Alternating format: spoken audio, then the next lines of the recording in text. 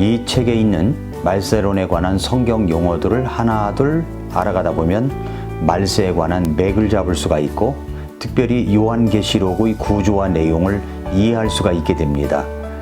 요한계시록을 잘 모르겠다고 생각하지 마시고 이 방송을 날마다 차분히 성경 용어, 말세론 성경 용어 설명하기 처음부터 계속해서 들으신다면 말세론의 맥을 잡고 5가지 교훈을 우리가 캐치할 수가 있습니다.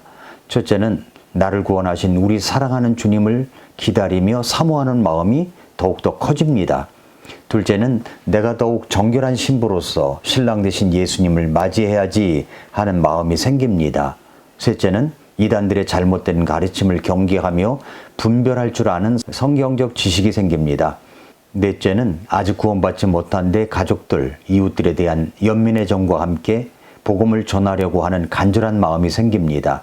다섯째는 이 하나님의 말씀에 맥을 잡고 이 책을 더욱더 사랑하게 됩니다. 성경 독서법이 바뀐다는 말입니다. 교육은 반복이라고 했습니다. 여러분의 인생을 가장 짧은 시간에 가장 위대하게 바꿔줄 방법은 무엇이라고 생각하십니까? 구원받고 나서도 우리는 무엇보다 하나님의 말씀인 이 성경책을 읽어야 합니다. 세계적인 투자 전문가인 워런 버핏은 만약 독서보다 더 좋은 방법을 알고 있다면 그 방법을 따르기 바란다. 그러나 인류가 현재까지 발견한 방법 가운데서만 찾는다면 당신은 결코 독서보다 더 좋은 방법을 찾을 수 없을 것이다 라고 했습니다. 독서의 원리는 똑같습니다. 우리가 요한계시록을 이해할 수 있는 유쾌한 기쁨은 말세론에 관한 성경 용어들을 하나하나 이해하면 됩니다. 그런 의미에서 여러분은 지금 좋은 공부를 하고 있는 것입니다. 저도 성경 용어들을 공부함에 있어서 이미 말세론을 연구하여 책으로 제공하는 목사님들의 것을 가지고 참고해서 공부하고 있습니다. 찰스 스윈들, 펜테코스트, 월버드, 잔 메가더, 맥클라렌, 그리고 김재욱 형제님이 쓰고 정동서 목사님이 감수한 책 요한계시록 바로 알기, 그리고 제가 신학계에서 배웠던 이 장두만 박사님의 요한계시록, 김우세 목사님의 말세론, 이렇게 요한계시록, 다니엘, 루트 등을 참고하여 공부하며 전하고 있습니다. 오늘은 이제 일곱나팔 재앙에 대해서 공부하겠습니다. 요한계시록의 구조는 요한계시록 1장 19절 말씀처럼 네가 본 것들과 지금 있는 것들과 이후에 있을 것들을 기록하고 했는데 1장은 네가 본 것들, 2장 3장은 지금 있는 것들, 그리고 4장부터 22장까지는 이후에 있을 것들 내용입니다. 지난 2-3년 전만 해도 우리는 코비드19 바이러스 때문에 엄청 두려움에 시달렸던 적이 있습니다. 코로나 때문에 희생당한 사람도 있고요. 지금도 고통받고 있는 분들이 있습니다. 그때의 공포와 두려움, 우리는 모두 기억하고 있습니다. 그런데 여러분, 7봉인이 풀릴 때마다 일어난 재앙도 정말 우리가 두려워하는데 7나팔의 재앙은 지금까지 인류가 겪었던 공포와 두려움, 그리고 고통과 환란의 절정에 이를 때입니다. 그래서 7년 환란기 중에 3년 반이 지난 시점에 7나팔 재앙이 쏟아지기 때문에 대환란이라고 부를 정도입니다. 두 번째 시리즈 심판, 7나팔 재앙의 심판이 쏟아집니다. 회개하지 않은 완악한 죄인들을 향한 하나님의 의로운 심판이 더욱 강도 높게 드러납니다. 요한계시록 8장 1절부터 3절에서 그분께서 7째 봉인을 여실 때에 하늘이 반 시간쯤 고요하더라. 한 30분 고요했다는 말입니다. 내가 하나님 앞에 서 있는 7 천사를 보았는데 그들에게 7나팔이 주어졌더라.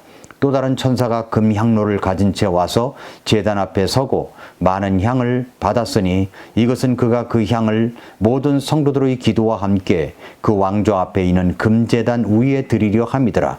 성도들의 기도와 함께 피어난 향의 연기가 그 천사의 손에서 나와 하나님 앞에서 위로 올라가더라. 그 천사가 향로를 취하고 그것을 제단 불로 가득 채워 땅에 던지니 음성들과 천둥들과 번개들과 지진이 있더라. 7나팔을 가진 7 천사가 나팔을 불려고 준비하더라 라고 했습니다. 우리 인간은 말이죠, 참 고집불통일 때가 대부분입니다. 우리는 영적으로 눈이 어두워져서 아집이 끝도 없으며 불순종하는 습성을 가지고 태어났습니다. 구원받고 어딘가 변화된 모습으로 살아가야 할 우리들도 신뢰하고 순종하라는 단순한 지식 앞에 너무 힘들어합니다. 그러니 무지와 어둠 속을 더듬으며 비틀거리는 사람들의 상황은 더 심각합니다. 찰스 스윈들은 그의 책에서 C.S. 루이스의 말을 인용하여 이렇게 말하고 있습니다. 먹보들은 자기가 무엇을 먹는지도 모르는 채 최상의 진미로 개걸스럽게 먹는다. 그 모습을 지켜본 사람이라면 누군가 공감하듯 우리 인간은 쾌락마저도 무시할 수 있다. 하지만 고통은 집요하게 우리의 주의를 집중시킨다. 하나님은 우리의 쾌락을 통해서는 속삭이시고 양심을 통해서는 말씀하시지만 고통을 통해서는 소리를 지르신다. 고통은 귀먹은 세상을 깨우시는 그분의 메가폰이다 라고 했습니다. 회개로 부르시는 주님의 메가폰, 그게 나팔지향이란 말입니다. 나팔, 살핑크스라고 하는 이 그리스어는 공표나 군대를 동원할 때 쓰는 기구를 가리킵니다. 신약 성경에서 이 단어는 악기를 가리키는 말로 쓰인 적이 없습니다. 대신 군용을 가리키는 이 단어는 전쟁터에 쓰던 뿔나팔과 비슷합니다. 여기 보스턴 미술관에 있는 살핑크스 나팔입니다. 살핑크스는 길이가 약 155cm입니다. 구약에서처럼 요한계시록에서도 살핑크스 나팔은 주의 날이 임박했음을 알려줍니다. 스바냐 1장 7절에서 너는 주 하나님의 얼굴 앞에서 잠잠히 있을지어다 주의 날이 가까이 왔느니라 했는데, 임박한 주님의 심판 앞에 선 사람들은 망연자실, 침묵할 수밖에 없습니다. 경건한 침묵이 흐르는 이 막간에 한 천사가 금향로를 들고 금제단으로 다가갑니다. 받침 접시 모양의 이 대접은 성전 예배에서 향을 피울 때 쓰던 것이며, 이 향은 고무와 향신료로 만든 향기로운 물질이었습니다. 신구약 모두에서 향은 때때로 기도와 연관되어 사용되었습니다. 예를 들자면 시편 141편 2절, 시편 141편 2절, 누가복음 1장 10절 그렇습니다. 요한계시록 8장에서 이 연관성이 분명히 나타납니다. 여기서 드려진 향은 순교한 성도들이 이전에 요한계시록 6장 10절에서 그들이 큰 음성으로 외쳐 이르되 오 거룩하시고 진실하신 주여, 주께서 땅에 거하는 자들을 심판하사 우리 피에 대한 원수를 갚아주지 아니하시기를 얼마나 더 지속하시리까 하더라 라고 했는데, 이 기도를 상징하는 겁니다. 우리의 기도는 된다 안 된다 기다려라 응답된다고 배웠는데, 응답되지 않은 기도는 보관되어 있다가 하나님께서 그 완벽한 타이밍에 응답하신다는 것을 깨닫게 해줍니다. 하나님의 개입을 간구하던 그 기도는 8장 5절을 기점으로 마침내 응답의 때를 맞습니다. 신명기 32장 35절부터 36절에 이런 말씀이 있습니다.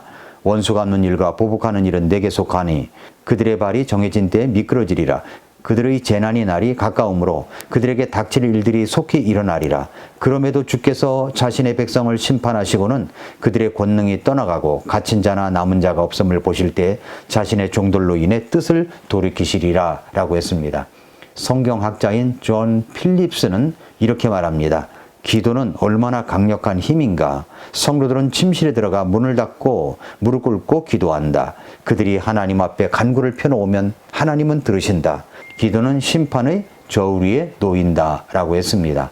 그렇습니다. 사실 요한계시록 6장 10절에서 성도들이 드린 순교의 기도는 8장 5절에서 비로소 응답되어졌습니다.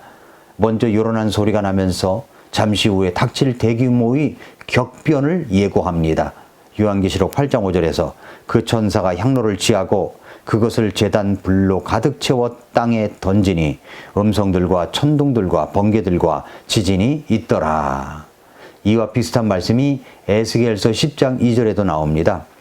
에스겔서 10장 2절에 그분께서 아마포 옷을 입은 사람에게 말씀하여 이르시되 바퀴들 사이로 즉 그룹 밑으로 들어가 그룹들 사이에서 나오는 불붙은 수출 네 손에 가득 채워다가 그 도시 위에 흩으라 하심으로 그가 내 눈앞에서 들어갔는데 라고 했습니다.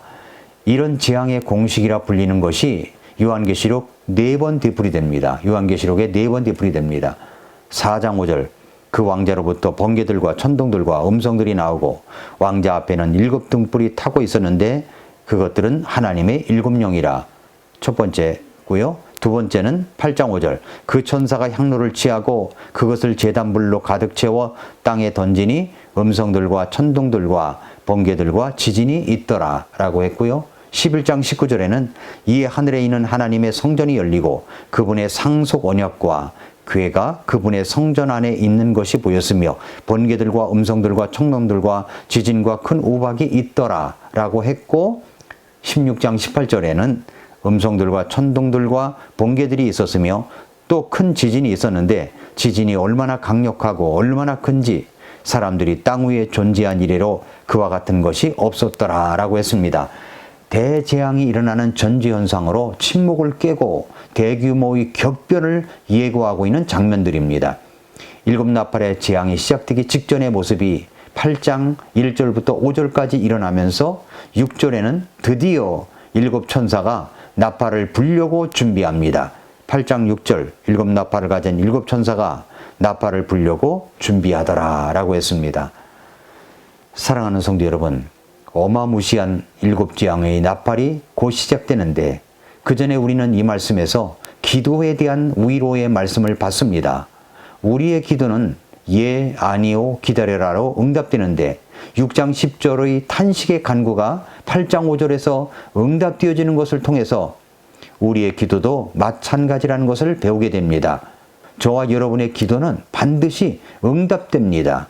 아직 기도해도 응답이 없는 것처럼 보일지라도 그것은 적당한 하나님의 때에 응답하기 위하여 숙성되어지고 있다는 것을 우리가 기억해야 합니다. 다음 시간에는 7나팔이 시작이 됩니다. 오늘도 미라클 모닝입니다.